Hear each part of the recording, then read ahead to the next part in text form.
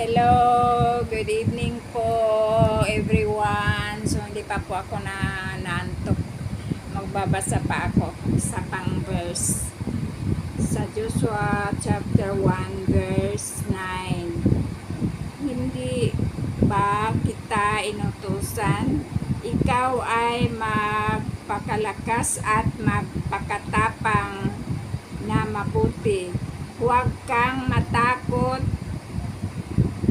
at manglupaypay sapagkat ang Panginoon mong Diyos ay sumasa iyo saan ka man pumaroon.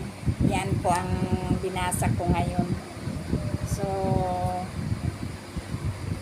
masaya po ako talaga ngayong gabi na to kasi ito po yung gawain ko talaga. Gusto ko talaga na makapag-share po sa inyo lagi sa mga banal na kasulatan.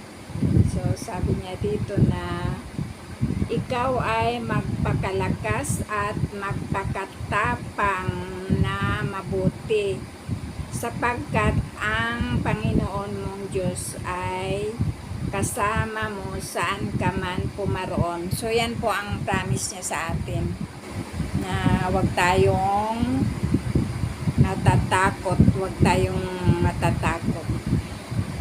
So yan po ang gusto kong i-share po sa inyo ngayon at alam ko na marami po tayong mga problem. So minsan natatakot po tayo pero magtiwala na po tayo sa Diyos at yan po ang pangako niya sa atin na saan man tayo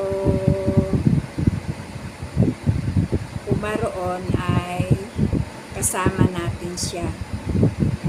So yan po ang pangako niya. Kaya na kailangan na magpakalakas tayo at magpakatapang na mabuti.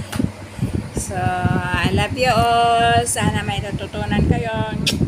I love you all, brothers and sisters. Ingat-ingat po kayo dyan sa inyong kinaroroonan. Bye.